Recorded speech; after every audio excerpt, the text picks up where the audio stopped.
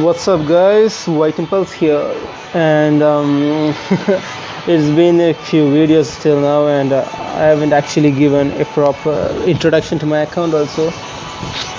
So, yes, I thought I'll just introduce my account.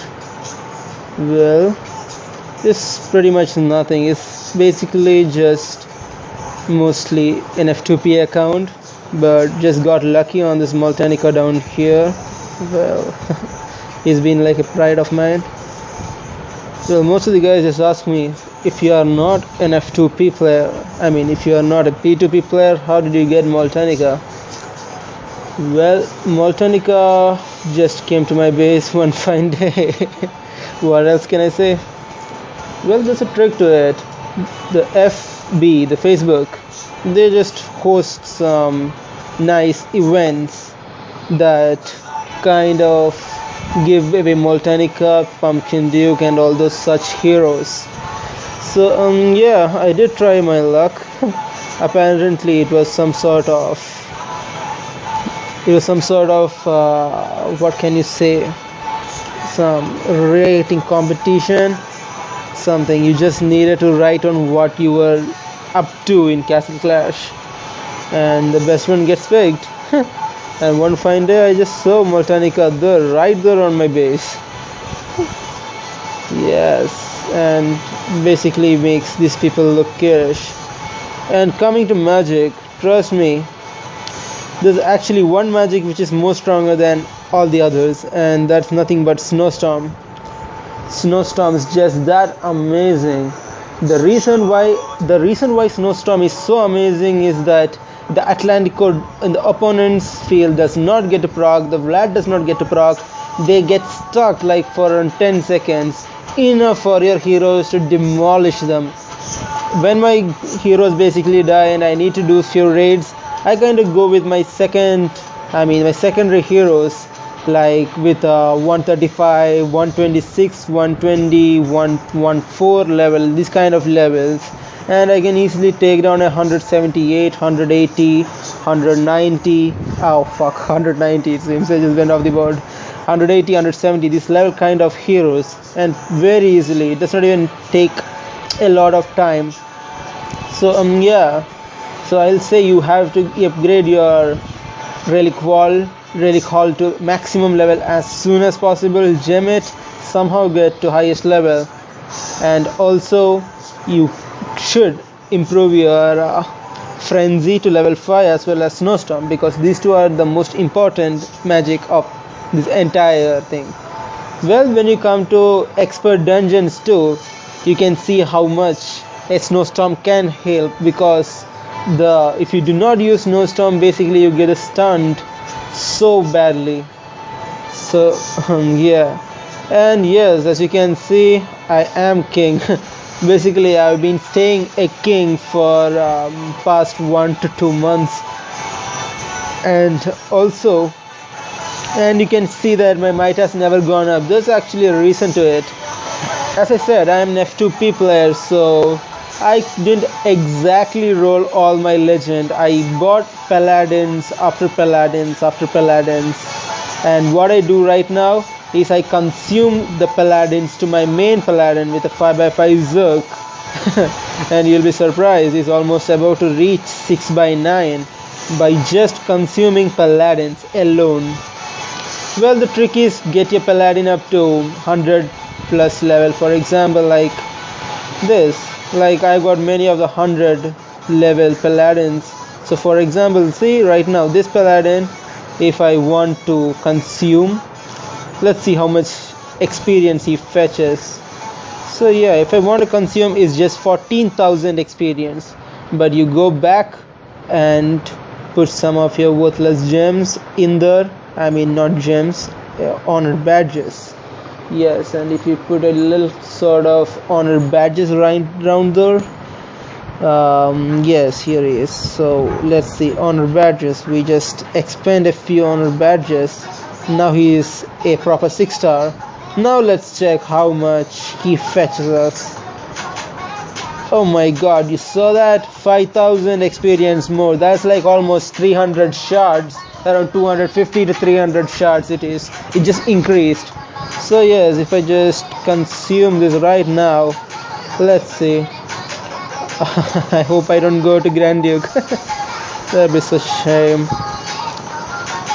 Well, and there, he's a 6 by 9 and my mice just enough for me to stay a king. Well, let me make something clear. It doesn't matter whether you are an emperor or any other titles above king, because as you can see, the gems they give is practically the same. It's just a few shards extra. But for getting those shards, the amount of time, HP, and shards that you have to spend is pretty much lame. So I would better be stick at king 80,000 and slowly consume my paladins. Well, and I did get a few good heroes after I reached king, and that is this. I rolled all this, obviously.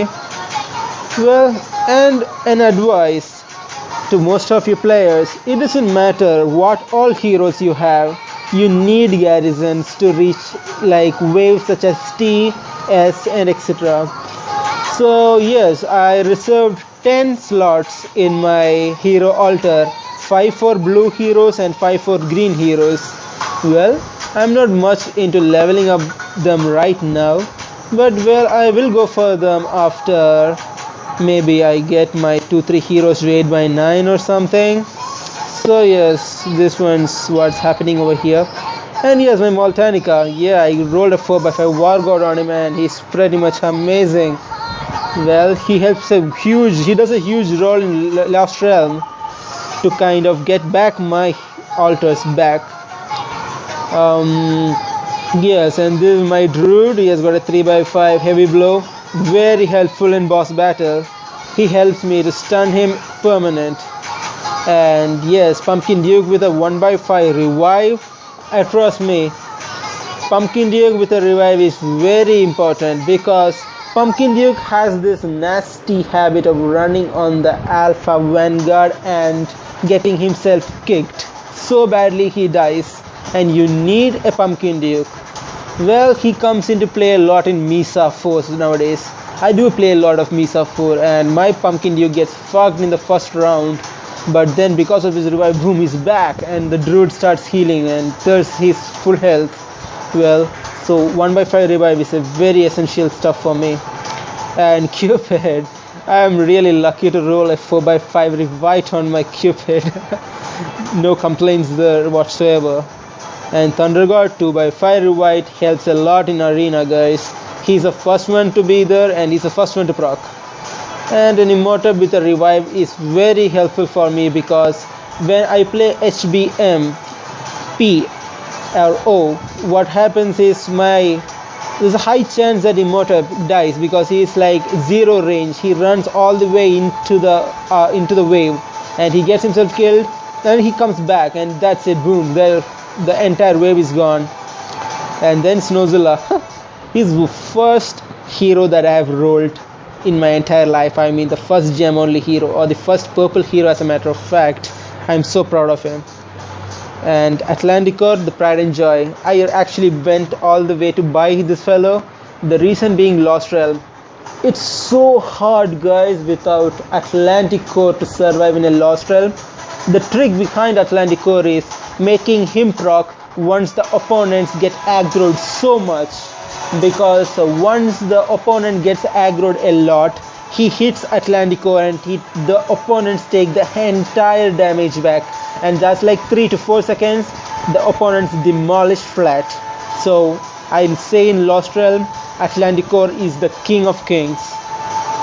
And then coming to G Grizzly Reaper, this big bad boy right here is my ace when it comes to expedition, because he cannot be killed by towers, garrison towers of 4 purple. He cannot be killed, guys, that's right. And the reason being, the 3 by 5 life drain you see right there, he heals for like around 5000 plus HP, guys. Yes, and I brought him to 80 inscription, and I'm a few crest away from 3 level 3 by 5 sprint on him.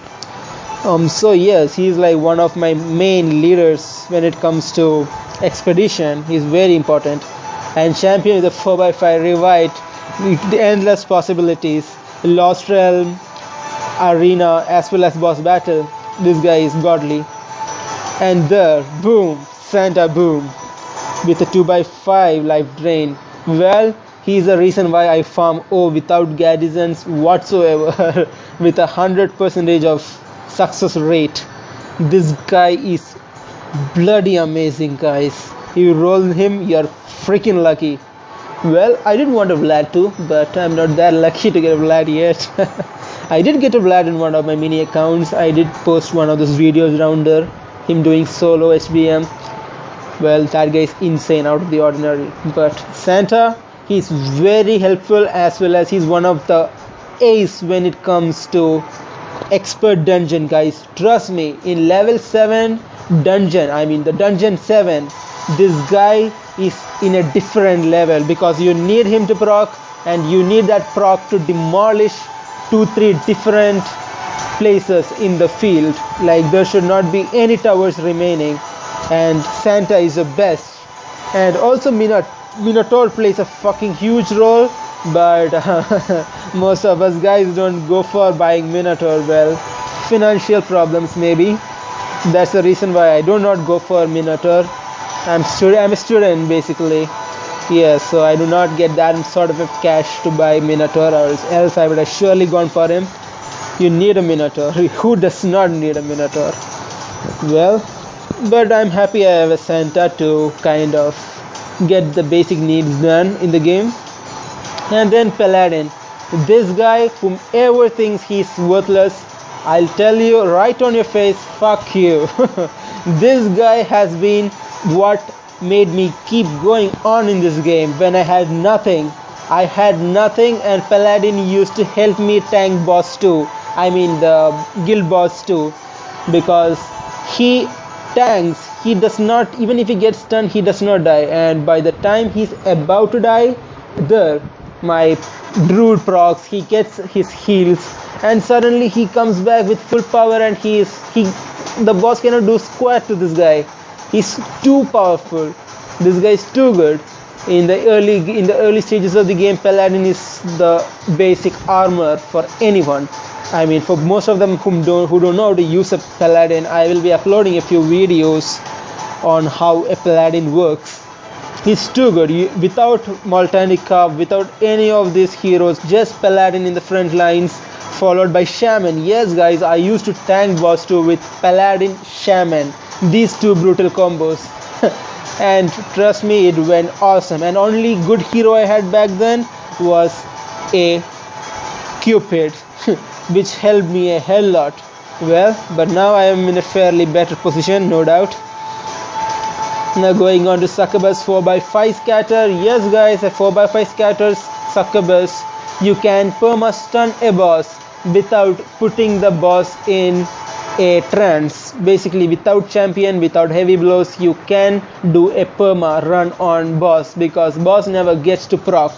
That's what a 4x5 scatter does, and I too will be uploading that video soon, one of these days. And yes, this comes to my secondary Grizzly Reaper, which I brought to 5x9. The reason being, expedition can sometimes be a tedious process. Suddenly one of your heroes die, or you are like 89-90% of destroying a base, and suddenly you have to press the end battle at R7 or R6, and you really don't want to know, because you know that you are going to win it and you don't want to be a loser. So you sacrifice your Grizzly Reaper so that you can 100% it. But once you 100% it, you get to know that your ace is dead. So yes, at situations like that, as a backup, I use this Grizzly Reaper, which fends off the rest very easily, because he gets buffed by Cupid as well as Pumpkin Duke for me, and it's very, very, very useful for me, guys. It's very useful for me. And come to think of it, is my druid. Well, I just leveled him up for the sake of it. And Thunder God. Here's a Thunder God with a 5x5 destruct, and I am glad to say that I am fucking happy that he's there in my altar. a secondary thunder god for expedition, because when you look at expedition, it is something that gives us a lot of merits. Now looking at where is that hall for going to the expedition room? Yes, here it is. Now in expedition, when you go R10, R9 and all, the amount of merits I guess is just beyond ordinary. It's like 120, 150, and that's so much, because when it comes to the trade merit center, you need a lot of merits right here. Only then you can get stuff that is important to you or some that you want to buy. So yes, I see expedition not for the honor badges they give, but for the merits they give. So yes, so you should have a few extra heroes at very good level, at least 120 plus guys, because it is not a waste. And yeah, so this is pretty much the tactics that I use, or the basics of my gameplay. Well, and a few days back, not few days exactly, yesterday night, I kind of got this bad guy over here, center chieftain. As you can see, I just have exact amount of gold.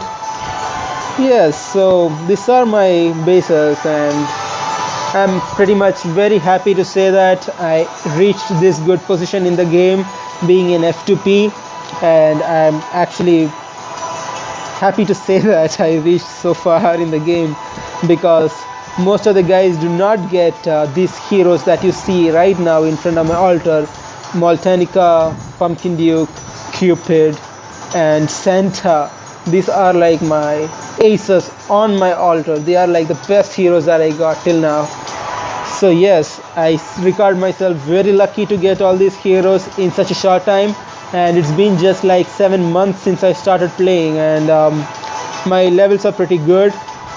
And yes, I think it is all right to say that in a few months or weeks, as expected early as possible, I think that they are planning to do an uncapped for 180 plus, and it is very advisable you guys get your heroes to 180 plus, because a 180 plus hero is going to be unbeatable, guys. It's going to be so unbeatable. So right now I'm not using any sort of garrisons. I'm just going 6 heroes, 1 HBM, and hoping that these guys reach 180 level before they help the uncap. And yes, so this is what I am up to, guys. Well, I hope this video has been some sort of informative to you guys, well, about expedition or something, and lost run about getting an Atlantic core. If you did not have an Atlantic core, trust me guys, go for it. Don't wait for the roll. Go out there, fucking buy the Atlantic core, level him to 7 by 9, get a good roll of a good hero, I mean a good talent like 4x5 tenacity, where 4x5 tenacity is better than a 4x5 or 5x5 stone skin. You know why? It's because it is relatively very easy for you guys to get a stone skin, 3x5 stone skin. Look at this over here. I got a 2x5 stone skin right there on my Atlantic core, and soon it's going to be a 3x5 stone skin. So yes, you must go out there, get an Atlantic core, and I will show you something that's gonna blow your mind right now. My Santa boom, look at his life. It's 30,300. That's his hit points. Now let's see the hit points that he's getting from inscription alone. Boom, there, 39,980. That's like 40,000 plus 5,400, 45,000 extra health, guys. That is like almost double of what Santa's already existing hit point is. So guys, crystals plays a bloody high role in this game right now. So I will say you go out there, bang some few altars. The name battle altars come for no reason. It's always battle out there, guys. As soon as you see a sword pop up, you go all out there, you fight, you try to take it, because at first you may think you may not be able to take a land, but I guarantee you guys, you just fuck around the base for some time, you'll get to see that the heroes can be beaten. For example, look at this. This base looks so formidable, guys.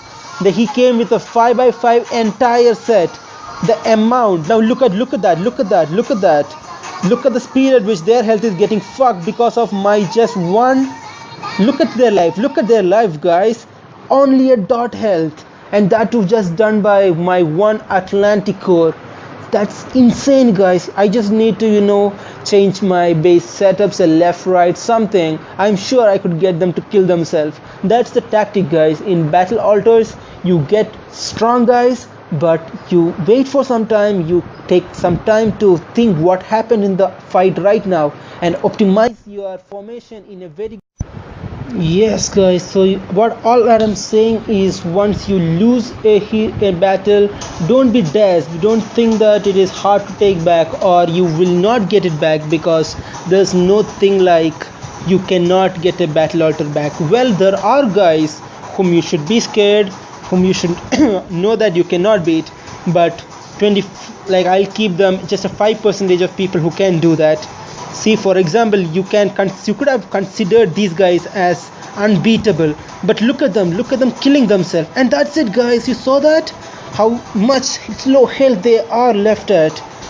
All that I'm saying is that if I would have had my Atlantic core at 8x9 right now, I would have beaten them with eyes closed, because just 1 second extra if my Atlantic core had, that's it, guys. I would have won this battle, and you know that I would have won this battle, because look at that. Clearly their health is nothing, and look at their levels, it's enormous, and all of them came with 5x5 revived.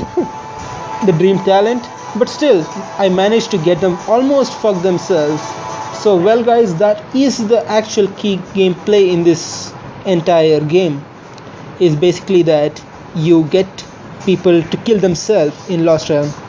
But yeah, so you should pretty much not give up on battle altars, because you need a lot of crystals. Getting any hero to level 80 is pretty easy and straightforward, but it takes you 14 million crystal, guys. Yes, I'm not bullshitting right here. It takes you 14 million crystals to get one hero to level 100. That's more like 2 to 3 months of the crystal collection that I do. Well, so that's that, guys. I hope you did enjoy your video. Do subscribe and like our video if you liked it. Well, thank you very much for watching. Have a good day, guys.